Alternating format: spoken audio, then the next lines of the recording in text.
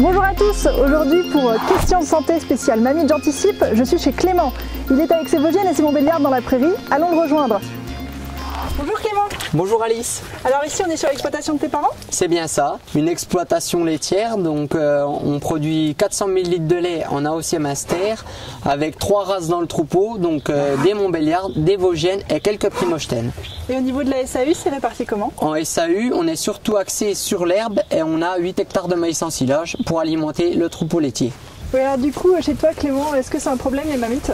On ne peut pas dire que c'est un problème pour nous les mamites. Sur les 6 premiers mois de l'année 2016, on n'a eu que 2 mamites sur notre troupeau. Mais c'est vrai que ça peut être une grosse contrainte. Et alors, comment tu fais pour maîtriser les mamites? Alors, maîtriser les mamites, c'est pas toujours simple.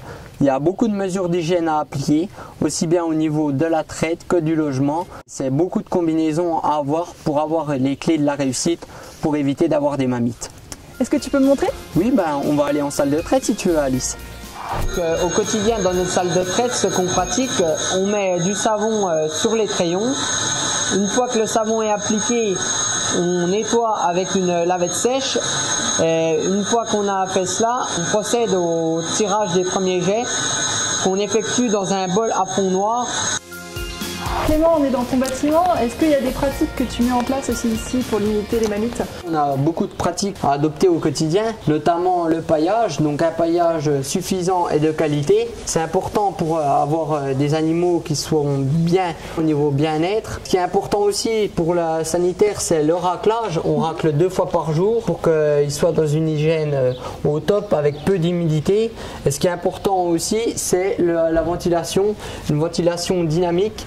Et du coup, sur quoi ça joue tous ces paramètres? Un bon paillage, ça apporte que les mamelles sont plus saines, plus sèches. C'est vraiment le top pour pouvoir, au niveau de la traite, aussi bien au niveau gain de temps et au niveau économique. Quand malgré toutes ces précautions, il y a des mamites, comment tu les traites? Eh bien, 2 solutions se posent devant nous. Donc soit on traite par antibiotiques. Dans ce cas, on identifie notre animal par un bracelet et par un marquage sur ce tableau. Et la deuxième solution, c'est l'homéopathie.